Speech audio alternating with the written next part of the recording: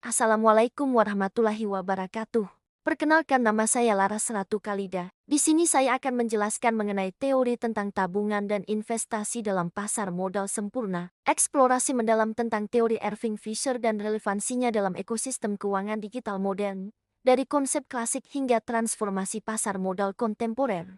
Prinsip dasar Irving Fisher. Pada awal abad ke-20, ekonom Amerika terkenal Irving Fisher mengembangkan prinsip dasar investasi dan konsumsi dalam dunia dengan pasar modal yang berfungsi baik. Fisher 1930 menunjukkan bagaimana pasar modal memungkinkan kedua jenis agen ekonomi, yaitu agen dengan kekayaan berlebih penabung dan agen dengan peluang investasi yang melebihi kekayaan mereka sendiri peminjam untuk mencapai tujuan mereka dengan biaya paling rendah. Para penabung dapat memperoleh hasil yang lebih tinggi dengan meminjamkan di pasar modal dibandingkan jika mereka mencari peminjam individu sendiri, sedangkan peminjam dapat memperoleh pembiayaan murah tanpa menanggung biaya pencarian. Total tabungan dan total investasi dalam suatu perekonomian lebih besar daripada yang seharusnya jika tanpa pasar modal, dan hal ini tercapai tanpa membuat agen individu menjadi kurang puas. Para penabung dapat memperoleh hasil yang lebih tinggi dengan meminjamkan di pasar modal dibandingkan jika mereka mencari peminjam individu sendiri, sedangkan peminjam dapat memperoleh pembiayaan murah tanpa menanggung biaya pencarian. Total tabungan dan total investasi dalam suatu perekonomian lebih besar daripada yang seharusnya jika tanpa pasar modal, dan hal ini tercapai tanpa membuat agen individu menjadi kurang puas. Voice. Ada 3 pilar utama. Pertama, yaitu keputusan investasi. Perusahaan memaksimalkan nilai dengan memilih proyek ber-NPV positif, tanpa mempertimbangkan preferensi konsumsi pemilik. Kedua, yaitu keputusan konsumsi. Pemilik atau investor menyesuaikan pola konsumsi melalui aktivitas menabung atau meminjam di pasar modal. Dan yang ketiga adalah pemisahan produksi. Pasar modal memungkinkan pemisahan antara keputusan konsumsi dan keputusan produksi secara efisien. Prinsip dari teorema ini menyatakan bahwa dalam pasar modal sempurna, keputusan investasi perusahaan dapat dipisahkan dari preferensi konsumsi para pemiliknya. Individu dengan akses ke peluang investasi yang produktif seharusnya menerima semua proyek yang tingkat pengembaliannya lebih besar daripada biaya pinjaman di pasar modal, bahkan jika individu itu sendiri lebih memilih untuk mengkonsumsi kekayaannya segera. Pada asumsi pasar modal sempurna, Fisher menekankan bahwa pasar sempurna adalah kondisi ideal dengan 4 karakteristik utama, yaitu tidak adanya pajak, baik itu pajak penghasilan, pajak bunga atau pajak atas laba investasi. Tingkat bunga pinjaman sama dengan tingkat bunga simpanan. Kedua, informasi sempurna di mana semua pelaku ekonomi memiliki akses informasi yang sama tentang tingkat bunga, risiko, dan peluang investasi. Ketiga, tidak ada friksi, baik itu biaya transaksi, komisi, atau hambatan administratif dalam membeli atau menjual aset atau meminjam uang. Keempat, akses yang setara di mana baik penabung maupun peminjam dapat bertransaksi dengan kondisi yang sama di pasar modal. Dan konsep kunci Fisher itu ada 3, yaitu time preference di mana adanya kecenderungan individu untuk lebih memilih konsumsi saat ini daripada konsumsi masa depan. Opportunity to invest, adanya kemampuan mengubah konsumsi masa kini menjadi konsumsi lebih besar di masa depan. Dan intertemporal choice, adanya pilihan membagi pendapatan antara konsumsi sekarang C1 dan masa depan C2. Realita friksi pada pasar modal. Dalam kenyataannya, kondisi ideal tersebut jarang sekali terjadi. Beberapa friksi utama yang memengaruhi konsumsi, tabungan, dan investasi adalah pajak taxation, pajak atas bunga tabungan, dividen, atau laba investasi membuat tingkat pengembalian efektif lebih rendah, menurunkan insentif menabung dan memengaruhi NPV proyek, biaya transaksi, biaya administrasi, komisi broker, biaya transfer dana, dan spread membuat keputusan investasi dan konsumsi tidak bisa disesuaikan sempurna. Keterbatasan akses pinjaman, tidak semua individu dapat meminjam sesuai keinginannya karena risiko kredit, jaminan, atau regulasi bank.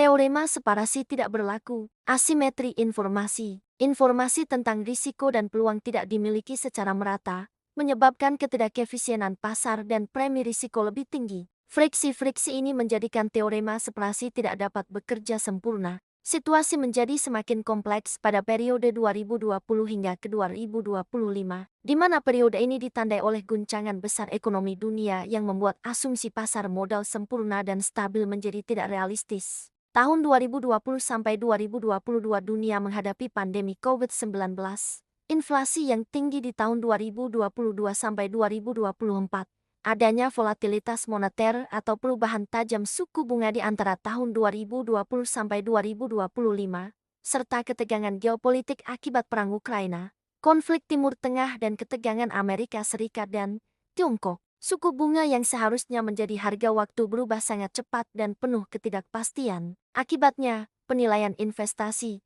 biaya modal, dan keputusan intertemporal menjadi jauh lebih sulit diprediksi. Revisi hurdle rate. Hurdle rate adalah tingkat pengembalian minimum yang disyaratkan perusahaan untuk menerima proyek investasi, biasanya berdasarkan cost of capital (WACC) atau tingkat bunga pasar. Mengapa perlu revisi di 2020 sampai 2025? 1. Volatilitas suku bunga membuat WACC berubah cepat. 2. Ekspektasi inflasi tidak stabil, nilai real NPV berubah signifikan. 3. Risiko geopolitik dan ekonomi meningkat, perlu tambahan risk premium pada hurdle rate. 4. Ketidakpastian teknologi dan ESG proyek jangka panjang semakin sulit diprediksi. Dalam lingkungan suku bunga yang tidak stabil, perusahaan tidak lagi dapat mengandalkan hurdle rate statis.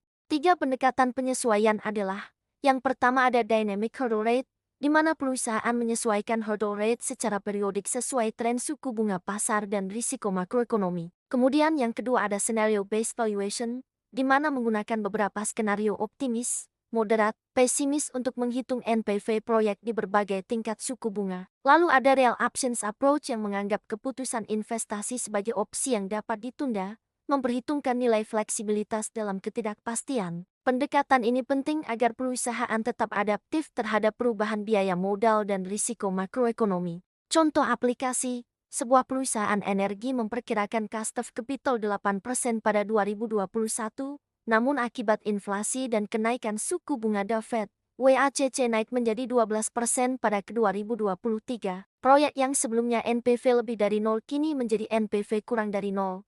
Sehingga perusahaan merevisi hurdle rate menjadi 12-14 dan melakukan evaluasi ulang dengan 3 skenario berbeda. Tokenisasi aset dan Decentralized Finance (DeFi). Pada tahun 2020, munculnya fenomena baru terkait tentang tokenisasi aset dan Decentralized Finance (DeFi) yang mengubah struktur pasar modal global. Pertama, tokenisasi aset. Tokenisasi adalah proses mengubah aset nyata seperti obligasi, saham, properti, atau komoditas menjadi token digital di blockchain. Tujuannya untuk meningkatkan likuiditas, transparansi dan akses investor retail. Kedua, Decentralized Finance (DeFi). DeFi merupakan ekosistem layanan keuangan berbasis blockchain dan smart contracts yang memungkinkan pengguna melakukan pinjaman, investasi dan perdagangan tanpa lembaga keuangan tradisional.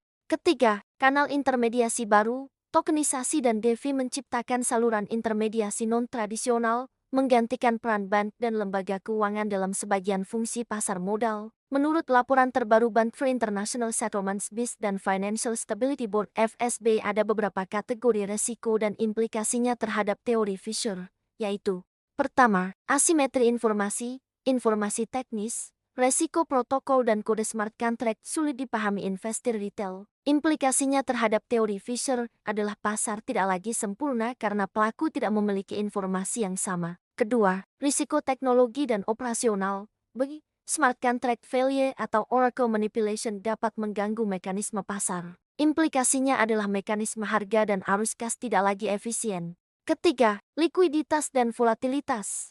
Pasar token sering dangkal dan mudah dipengaruhi spekulasi. Implikasinya adalah harga aset tidak mencerminkan nilai fundamental seperti pada model Fisher. Keempat, regulasi dan yurisdiksi. Banyak aset digital beroperasi lintas negara tanpa regulasi jelas. Implikasinya tidak ada pasar modal sempurna karena hambatan hukum dan risiko kepatuhan. Formulasi friksi pasar digital. Digitalisasi keuangan menciptakan bentuk baru friksi pasar serta risiko yang tidak tercakup dalam model tradisional. Digitalisasi menciptakan bentuk friksi baru, seperti: pertama, friksi informasi. Asimetri informasi meningkat akibat kompleksitas algoritma, opasitas smart contract, dan kesenjangan literasi teknologi. Kedua, friksi likuiditas. EMM dalam DeFi menciptakan likuiditas berbasis algoritma yang sangat sensitif terhadap volatilitas harga dan komposisi pool. Ketiga, friksi transaksi. Biaya transaksi dalam sistem digital berbeda dari pasar tradisional, menciptakan struktur biaya baru. Keempat, friksi regulasi. fintech dan DeFi berkembang lintas yurisdiksi sehingga muncul regulatory arbitrage dan ketidakpastian institusional. Kelima, friksi teknologi. Kegagalan mekanisme teknis dapat menyebabkan dampak sistemik berskala besar pada infrastruktur keuangan digital. Sintesis, dari pasar sempurna ke pasar digital adaptif. Adanya validitas relevansi empiris Fisher yang masih relevan dengan saat ini diantaranya efisiensi pasar modal negara maju, penentuan tingkat bunga jangka panjang, pemisahan keputusan konsumsi dan investasi pada sektor korporasi besar, serta peran suku real sebagai harga intertemporal. Ada pula penyimpangan sistematis di mana tidak semua pihak dapat meminjam atau menabung pada tingkat bunga yang sama, risiko dan asimetri informasi signifikan, integrasi pasar modal internasional tidak sempurna, dan konsumsi dipengaruhi banyak faktor di luar ekspektasi pendapatan. Namun, konteks digital menuntut perluasan teori,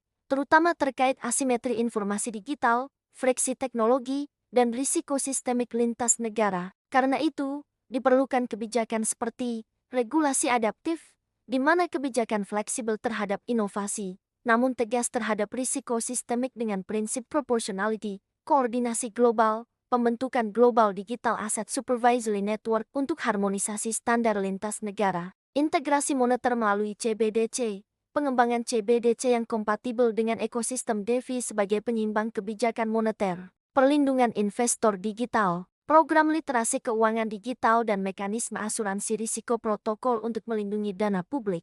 Asumsi dasar teori keuangan modern. Beberapa di antara asumsi dasar teori keuangan modern adalah pertama, pasar modal efisien efficient capital market. Semua informasi yang relevan tersedia dan tercermin secara cepat dalam harga pasar. Tidak ada pelaku pasar yang dapat secara konsisten mengalahkan pasar dengan informasi publik. Kedua, investor rasional. Investor berperilaku logis, berusaha memaksimalkan utilitas dengan mempertimbangkan hubungan risiko dan imbal hasil. Ketiga, hubungan risiko dan imbal hasil. Semakin tinggi risiko suatu aset, semakin tinggi tingkat pengembalian yang diharapkan expected return. Keempat, diversifikasi risiko. Risiko dapat dikurangi melalui kombinasi portofolio aset yang tidak berkorelasi sempurna. Markowitz, 1952. Kelima, pasar modal tanpa friksi. Tidak ada pajak, biaya transaksi, atau hambatan perdagangan asumsi ideal seperti pada model Fisher.